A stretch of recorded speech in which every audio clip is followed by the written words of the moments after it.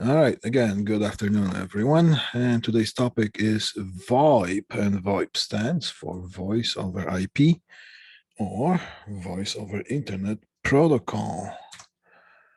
Let's get this thing on the road here. Okay, so VoIP stands for Voice over Internet Protocol. No, okay, gotcha, the chat. No, I'm wearing my socks, but I just noticed that they are not matching, so that's why there's no video feed from me today. Yeah, that's it. That's the reason. Okay. Now we have already talked about the POTS, which stands for plain old telephone service. See how we are progressing with all the knowledge thing. We started with history briefly.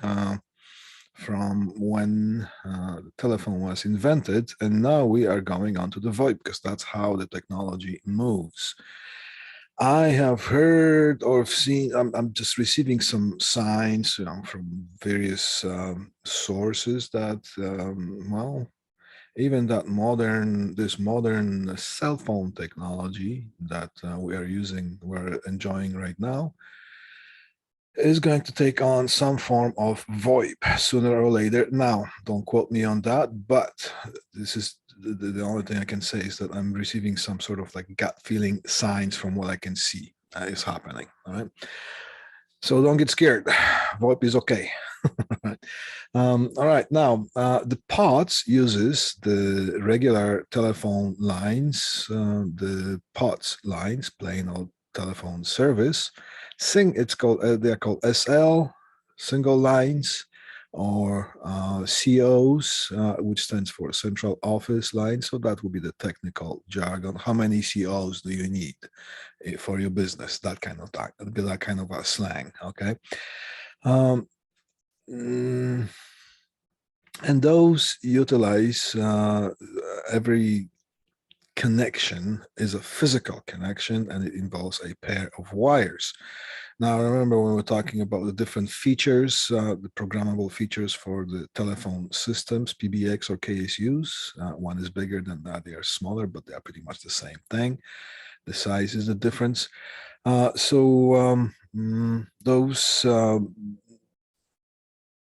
lines would, I remember when we were talking about the telegraph or the early telephone lines, they would utilize something that's called a ground start, which means there would be one um, physical line per conversation or per connection, and then the other return path was basically provided by the actual earth ground. So that would be the ground start type of service lines. All right, then things were improving, and the loop start was involved, which means there was no more the ground not more, it was a ground reference, but the ground was not the signal path. Okay, the closed circuit was accomplished by a pair of wires for each connection, okay, or for each conversation. So now we're moving on to, I'm just adjusting my microphone. I'm not sure if you can hear that. Now we're moving on to something, well, bigger and better, I would say. Is it better? Well, time will show. All right. How far can we go with the technology before the technology starts destroying us? I think it's a good topic for a movie or something like that. All right, so the VoIP or voice over IP lines, well, they involve some sort of physical connection because, well, things are connected physically, although sometimes signal can be carried through the air, but there's certain connection there happening. But the lines are not physical lines per connection. They will be something that's called virtual lines, and they will be called SIP lines, SIP, and SIP stands for Session Initiation Protocol. lines.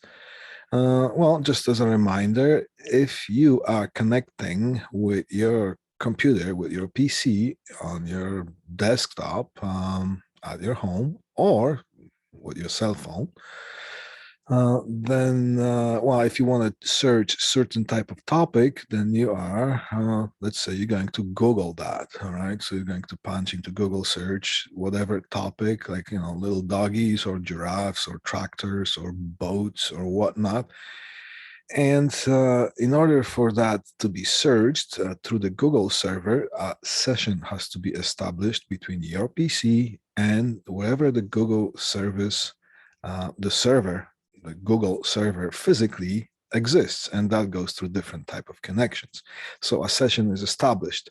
So this is the same thing with so that's why the virtual telephone lines or voice lines, you could say, are established to those SIP lines, which are session initiation protocols, which is basically a designated bandwidth over the internet. So part of the internet connection is going to be designated for, well, the voice communication, which is something that we know as telephone. I can see as a I'm looking at the chat. Terminator 2, it's been done. Terminator 3 and Terminator final version, Chat GPT. That thing is going to destroy us. Well, just to diverse from the topic, Chat GPT, it's just like GPS. It dumbifies us because we can't find our way around anymore because we're relying on GPS. So we can go somewhere 10 times and still not be able we're not able to get there without GPS. Well, guess what's the Chat GPT going to do for us? Well, but before I start indoctrinating, let's get back to the topic. So we're talking about the VoIP services. All right. Now, the concept, just clean up my screen here. There we go.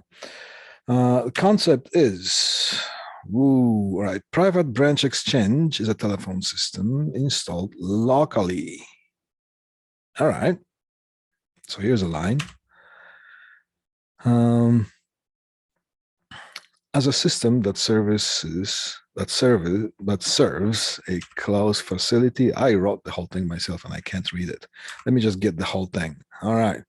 The private branch exchange, also known as PBX, is a telephone system installed locally as a system that serves a closed facility, usually in commercial environment, such as office building or production plant. So it's a physical box, as opposed to, well, not as opposed to, it's a smaller, sort of like a central office in a box, because we used to have those big central offices maybe 100 years ago, where people would be doing all the patching and routing of the conversations.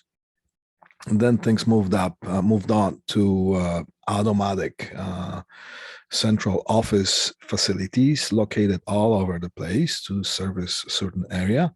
And then you can have a miniature version of that installed in a factory or an office building or whatnot. Okay. So the purpose of the PBX is to provide locally distributed telephone sets to individual clients. Well, nothing complicated so far, in a way that the system users can call each other internally without the need to select outside lines. Keep your eye on this thing here. Oh, well, kind of put it back in the back of your mind, because this here is one of the biggest features that is affected by VoIP in a positive way. Yeah. So people can call each other internally. So, if somebody's in the same office, your extension is 223 and somebody else's extension is 227. You can call each other without having to select outside lines if you're connected to the same PBX, which is a box somewhere on the wall or on the floor, somewhere in the basement of the building or wherever the communication room is. Concentrate on that. Keep that at the back of your mind. All right. All right. The individual users can perform audio paging. Well, so and so telephone, you got to call on line 1, all right? Or get out of the building, there's a fire. Or don't get out of the building, this is just a drill, all right? Cordless drill. All right. People can use the telephone sets to communicate with the outside world. Whoa, that's some secret knowledge here. And people can receive outside calls as directed by the reception operator, also known as receptionist, or automated routing system, which would be the box. That automatic routing system lives in the box on the wall or on the floor. Users can also use system-designated voicemail, and the voicemail can be a physical device which is physically connected to the box, and it could be right beside the box. All right.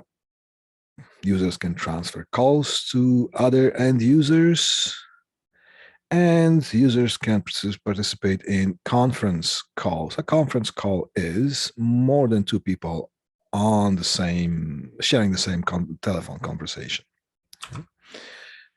The users can benefit from other locally enabled features, well, such as music on hold, or well, there could be many of those.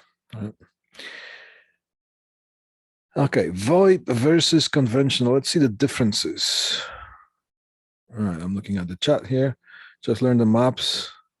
In the land of the blind, the one-eyed man is a king. Yeah. I remember going to Toronto with a map. All right. Let's see definitions here.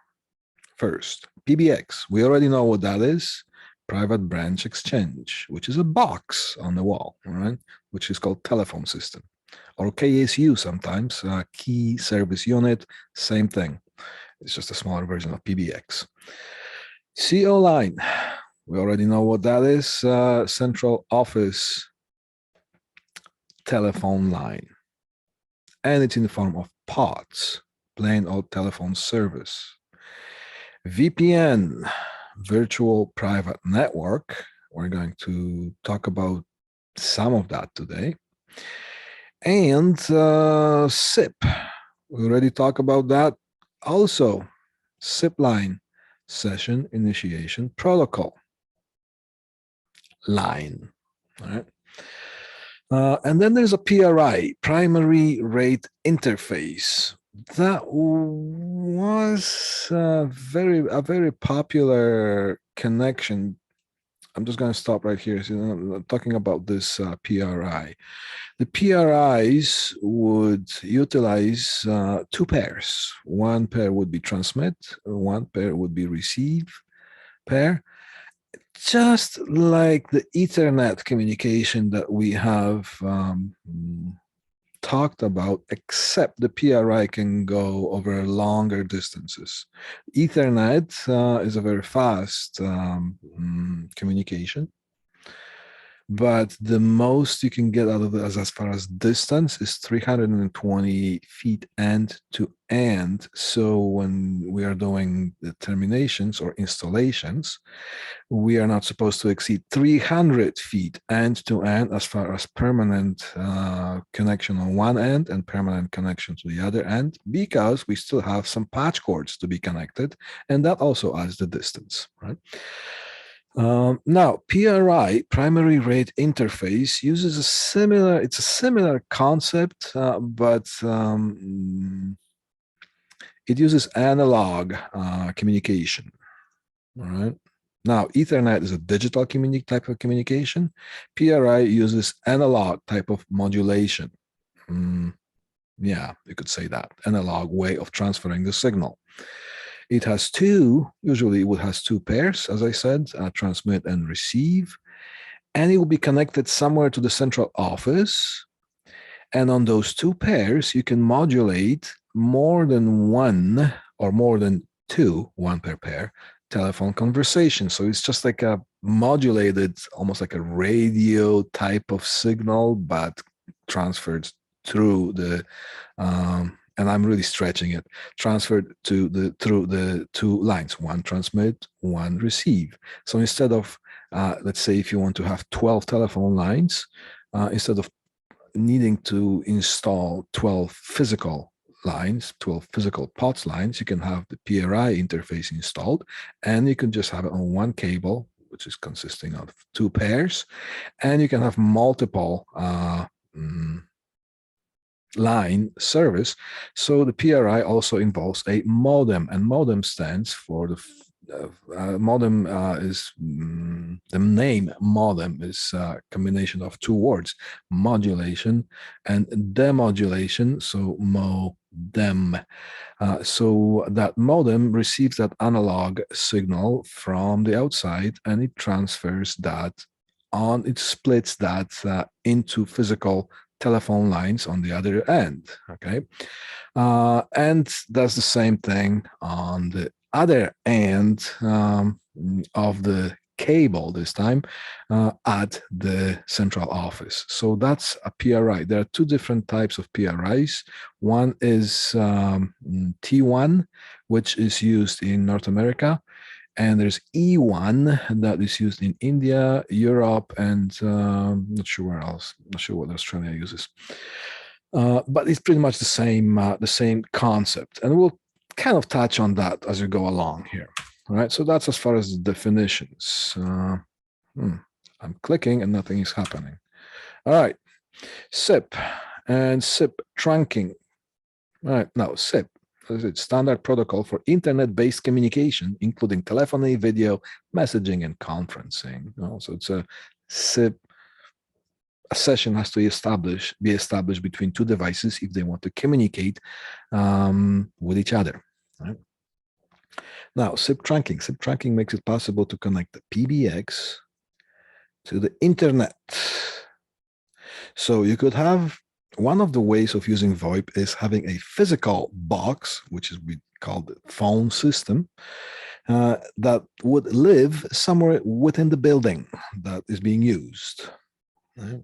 But that thing needs to be connected to the internet, and the internet will enable the internet would have, well, the client would have a certain bandwidth on the internet designated for voice communication. And the more SIP lines you need, the more bandwidth, of course, you're going to utilize when it comes to using your part of internet. And basically, there's a charge per SIP line.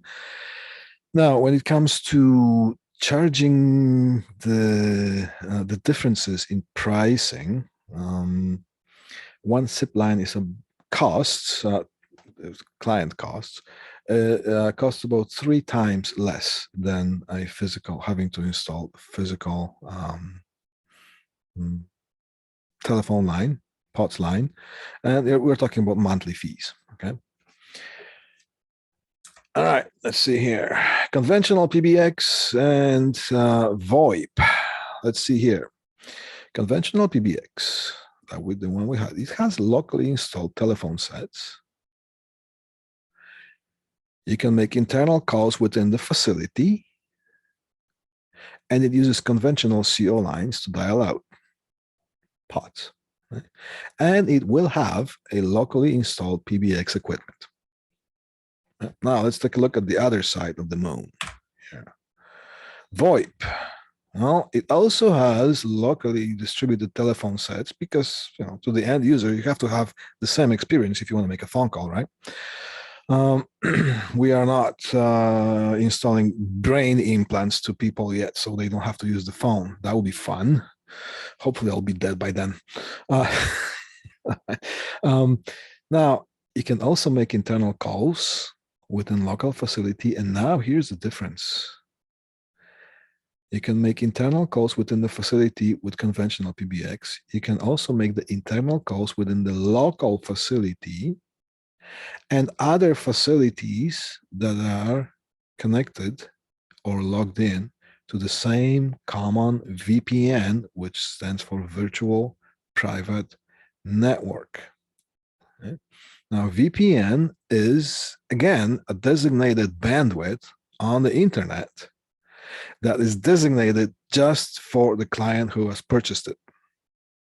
The option to VPN would be running physical lines from here to China if you want to have the same, if you want to have, well, let's say if you have a big business and one of your branches is in London, Ontario, for example, and the other branch of the same business is located somewhere in China, okay, like Shanghai, for example. Right? Then you could just stretch a lot of wires over that long distance and you would be connected, right? No problem. The name of your uncle is Bob, right? But there's always a better way. There must be a better way. Well, everything is connected. The whole world is connected within the internet. So why not to utilize that? But a bandwidth, certain bandwidth of the internet can be purchased by certain clients and have it just for their own use. Right? And that would be enclosed in some sort of protocols that would enable just the people who are supposed to be on it to be able to log in. And that is called a virtual private network. Right? So we're going to just keep thinking about this right now. And instead of conventional CO lines, SIP lines are used to communicate with the outside world. Right? Now, also there's another difference. With the conventional PBX, you have to have a locally installed PBX equipment, which is the famous box that I'm referring to always. Right? Now, there are two options with this. You can also have a locally installed VoIP PBX, which would be a physical equipment that would be connected to a network, to your LAN, local area network. And then all the phones would also be connecting to the local area network connections through the Ethernet. So there's no additional telephone lines that need to be pulled into every office. So that's one way. With the other way, it's a hosted routing. The connections are the same. Every phone that sits in every office connects to the local area network through the Ethernet with the Ethernet cables, the patch cords that we just made not too long ago. Right? But with a hosted service, there is no physical box anywhere in the building. It's just everything goes to the network. Now, through VPN, that designated bandwidth of the phone system through VPN is connected with the hosting company, and that could be anywhere in the world. And that's where all the phone routings are happening. So there's no physical box. Everything happens virtually. The equipment still lives somewhere, but it doesn't have to be within the same facility. It can be literally, it can be anywhere in the world. And there are a lot of VoIP providers that are doing just that. They're big businesses and they're selling VoIP service. There's one company in Montreal that I used to deal with that provides hosted VoIP service to many clients, and some of them are quite big. Okay. So here are the differences between those two. Let's keep going here. Remember I was talking to you about primary rate interface? I'm just going to just tell you what it is. It's not part of the VoIP. However, I feel the need to tell you that because whenever you're going to, if you get yourself a job, and chances are that this will be a pretty cool option for you to have a job, you're going to have to service all kinds of different equipment. Not necessarily somebody is going to ask you to configure the modem for primary rate inter for PRI, but at least you should be able to associate this PRI acronym with something. And if you walk into the LAN room, you should be able to basically identify it in that room, right? So now let's see, and I'll show you what it looks like. So there's one physical line, well, two pairs. It's considered one physical line. Now, for T1, well, actually, it's up to 30 simultaneous phone calls, right? Because things are modulated. How are they modulated? They are frequency modulated. And we will talk about what the different type of modulations when we talk about the coaxial cables, right? But those 30 up to 30, it's capable of up to 30, because human voice is, well, human hearing is about 20 hertz to 20 kilohertz. But you don't need that much to communicate on voice. So that's why some of the older telephone equipment, the bandwidth would be cut, so you wouldn't hear the exact coloration of somebody's voice. You couldn't distinguish who you're talking to. Up to some point you could, but things will be sounding like this, like you're speaking through your nose. So that's why you don't need that 20 to 20 kilohertz, because that would be a hi-fi music equipment.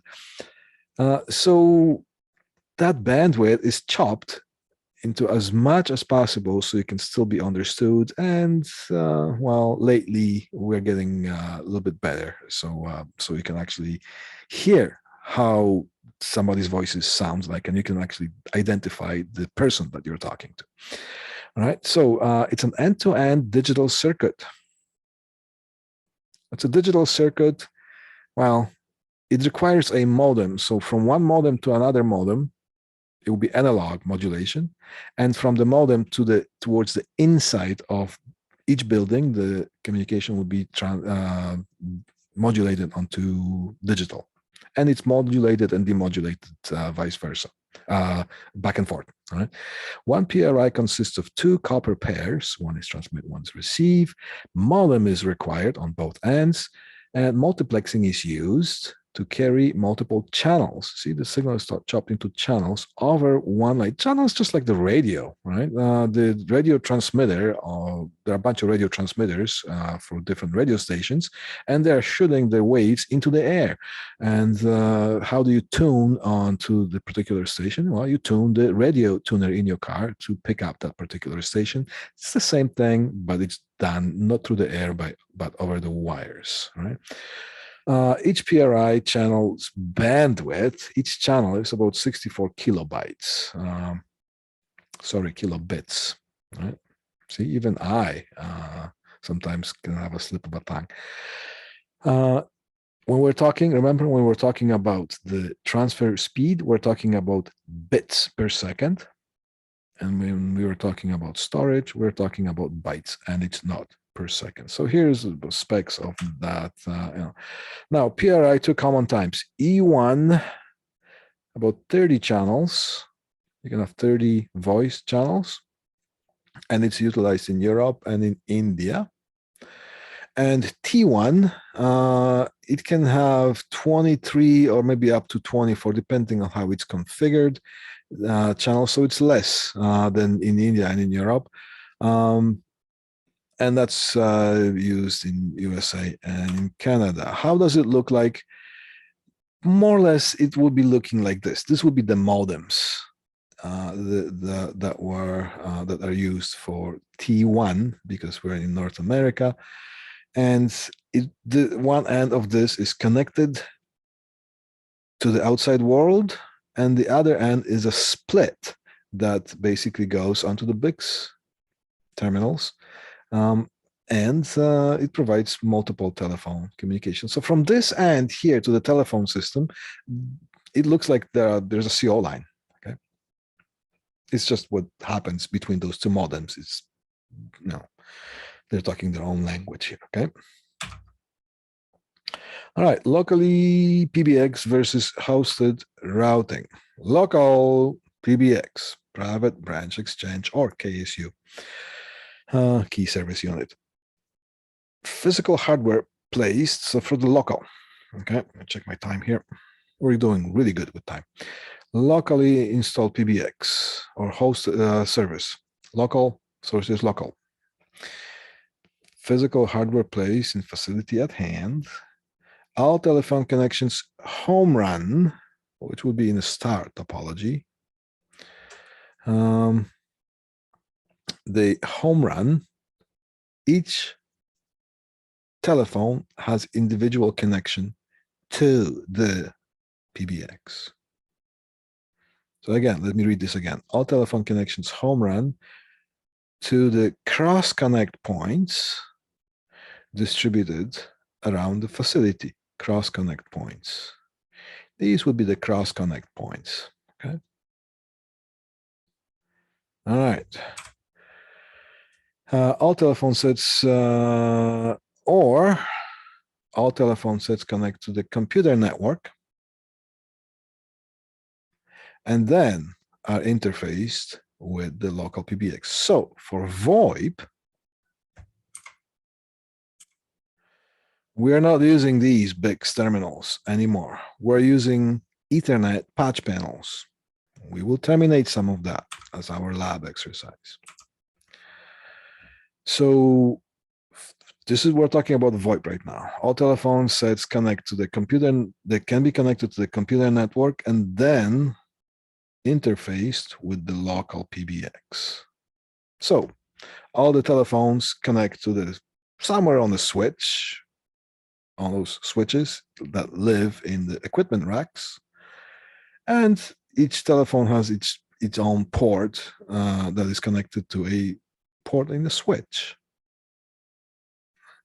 And then the local PBX is also connected to the switch. And then the communication happens between everything and anything. Right? Now, let's see. All system connections are connected to the PBX directly through the computer network, which basically means the box lives in the building. Internal calls are routed through that local PBX. All outside calls are routed to the CO lines or the SIP lines. Now, CO lines would be with the conventional phone system, and the SIP lines would be associated with the VoIP service. So again, all outside calls are routed to the CO lines or the SIP lines through the locally installed PBX. Now, hosted routing. This is exclusive to VoIP system. There is no locally installed box that lives somewhere in the building. All telephone sets are connected to the computer network. Well, all calls are routed through the hosting client. So if the hosting client is in Montreal and we are sitting here in London, Ontario,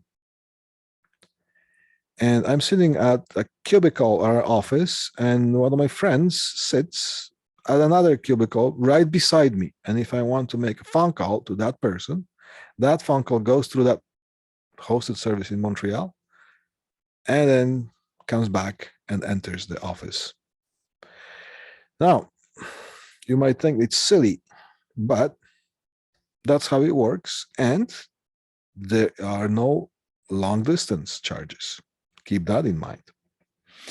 All telephone sets are connected to the computer. All calls are routed through the hosting client. The hosting client hardware can be installed locally or anywhere in the world. We talked about that already. Connections to the hosting client are established through virtual private network. It's basically a designated virtual pipeline that only the clients that are signed into it have access to that virtual private. It's part of the network, a part of the, it's a chunk of the internet bandwidth, which is the internet, well, I could say channels that are designated just for the client who purchased it. Right? That comes with huge benefits. Connection to the host stops VPN. All connections between the end users are treated as internal calls within the same VPN. Oh, so here's a big difference right now. This means that a call between London, Ontario, and, for example, Hong Kong, if they are on the same, those two phones are connected to the same VPN, that is treated not even as in the same city. It's treated as the internal telephone call. So no long distance charges apply. All right, how things are connected. This would be a patch panel. Now, from the other side of the patch, these are the front. This is the front side of the patch panel. On the other side, that's the IDC connection. And there's a Ethernet wire that goes from the back of that, somewhere along the ceiling and in the walls, or maybe under the floor, wherever it goes, and it makes itself into the outlet that is installed at the desktop location. It's a permanent link. From there, from each individual port, and that's where the telephone is plugged into the wall, and the wire carries it here, and then this thing has to be connected to somewhere. So on one-to-one basis, these are connected to each individual designated port on the switch. Right? Now, also, I have a PoE indicated here. Right? Then from there, it goes to any kind of a routing equipment that does its thing to connect to the cloud, which would be the internet. And that's how things are connected. Okay? PoE, power over Ethernet, not internet, Ethernet, okay, which is the Ethernet cables, that computer cables. Basically, they're known as computer cables. Their job is to provide a signal path from the switch through the patch panel into this, so there's a communication going on. Now, VoIP systems, VoIP telephones, they are active devices. What does that mean? It means that they have to be powered in order to work. They're not a passive devices such as dynamic microphone that doesn't require power to work. Or what else could be a resistor is a passive device. It just resists, it doesn't communicate, there's no any conditions in communication. Now, this is basically it has circuitry that has to communicate, so it has to be powered. There are two ways of doing that. You can have a power adapter.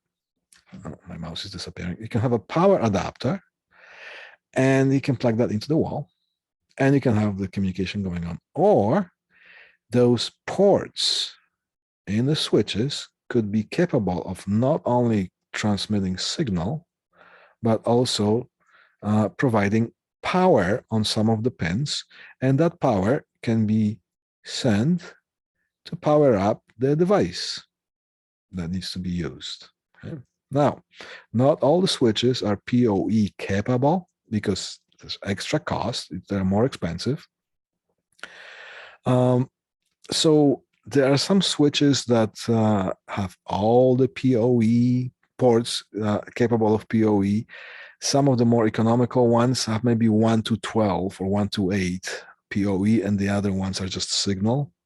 So there are some switches that have just signal and no PoE capability. So it's important that if you're installing a VoIP telephone system for a client and you don't want them to be bothered with external kind of adapter for the power supply, you can just plug it in and use it, then the switch should be capable of VoIP. All right. What was it? IP telephone sets and other IP devices such as ATA adapters, okay, and conference units. A conference unit looks like a telephone but doesn't have a handset. Just put it on the conference table and people can talk as a group to it. All right, connections topology. All right. You can have a dedicated connection which requires, because, all right, let's see the scenario. someone sits in their office and they have a PC on their desk. Sometimes that PC or a laptop can be connected through wireless, but in commercial environment, a lot of that happens through physical Ethernet connection. So that PC can be connected through the switch, through one of the links. And then you would need another dedicated physical Ethernet cable that would connect to your phone. However, the people who have come up, who are trying to sell, who are selling those, the service of the VoIP service, of course, they want to make as much money as possible. So in order to make as much money as possible, you need to make it as convenient to as many people as possible. So they took another step. They have established a circuitry in the phone itself that has an input and an output. So you don't have to have a dedicated or star topology connecting phone and your PC. Well, if you don't have two lines, usually some offices, they have only one, which means extra cost of installing the Ethernet cabling, right? But what if you don't want to? What if that's the thing that makes or breaks the deal? Well, those phones are capable of being plugged in line. So you come to somebody's office, you unplug their computer from the Ethernet jack, plug it into the output of the phone, and you plug in the phone into that. So that's an inline, and that's a very, very popular scenario here, extremely popular.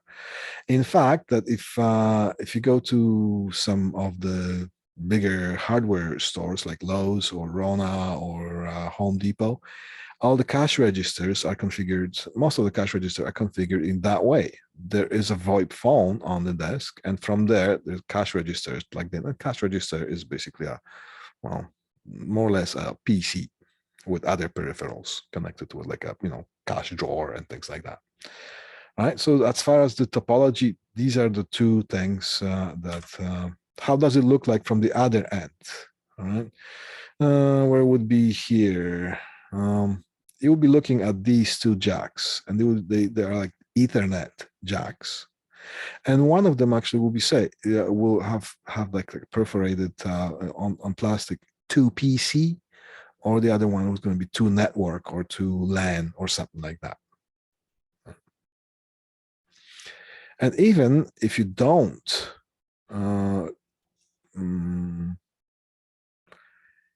even if most of them are basically a passive through connection, so even if the phone is depowered, it can still pass the signal through. Other jacks and peripherals, handset and so on, one is for the handset, the other one is for some other things like power adapter right here. But if you have PoE, you don't need it. I'm looking at the chat here. So if the set had PoE, you would ignore 1, 2, and 3. 1, 2, and 3. Yes. Yeah. You would just plug it in straight to the one that says to LAN, and the power will be carried through that cable as well as the signal to it.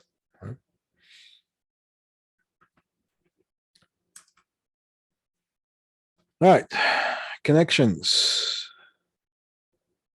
How are we connecting things?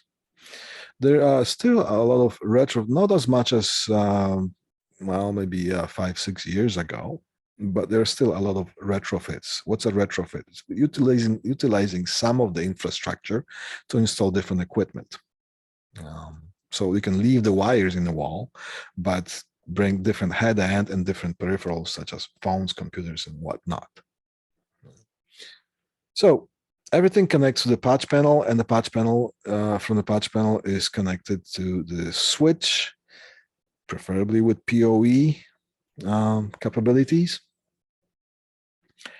And you're connecting things. What are the other peripherals, such as PA system, the PA paging interface? We talked about paging interface.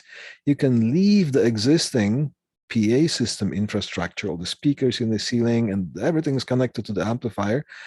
All you need to do is, instead of connecting through the ATA adapter from another phone system, you bring another ATA adapter that is compatible with the system that you are using currently. So the ATA adapter stands for analog telephone adapter. It basically pretends it's a telephone to the network, except it doesn't have a handset. It just has a POTS output. And that POTS output can be connected to the POTS input of the paging interface. And from there, everything is just the same. The paging interface can be connected bidirectionally to the amplifier, depending on what configuration you're. And then whatever the existing infrastructure is, you can carry on with that. Right? What else can you connect to the other peripherals? You can connect door stations, you can connect loud ringers, you can connect any kind of thing that utilizes POTS signal. You can connect a single line telephone set, SL set, single line set, which is basically a POTS telephone set, one that you can buy for $9 at a local supermarket or something like that, right? Or Walmart. Because ATA has a POTS port on one side, and whatever the Ethernet or whatever the connection to whatever the system is connected. So they are proprietary towards the system. So Meridian phone system, the old Meridian or Panasonic system, would have their own ATAs converting their own signal to POTS. So for example, Cisco VoIP, and Cisco is pretty much the king of the VoIP right now. Expensive though. They would have their own ATA adapters. All right, suggesting video links. Just go over some of those. So using Cisco video phone. Well, we can use phones for more than just making phone calls right now. Cisco is phone overview, yeah, go through some of those links. It's going to give you a little bit better, broader look at utilizing the VoIP. Now, when you graduate our college and you go and find yourself some jobs, maybe in this field, well, you know how to contact me. And if you're looking, and if you need some questions answered, I have done a lot of that stuff. So feel free, by all means, to not be a stranger. Okay. Now that's it for the for today's class, and maybe tonight or sometime tomorrow, I'm going to release the test. It's going to be, as always, my tests are with our class. And yeah, so that's in a nutshell, that's the VoIP concept. I'm pretty sure some of us are going to have some questions. So by all means, contact me or stay after class and talk to me about it. And if you don't, that's fine. It's just going to hurt both of my feelings, but I will get over it. All right, cool. We have 10 minutes to spare. Perfect timing. Thank you. See you soon. As I always say, I will see you when I see you. Thank you very much, guys.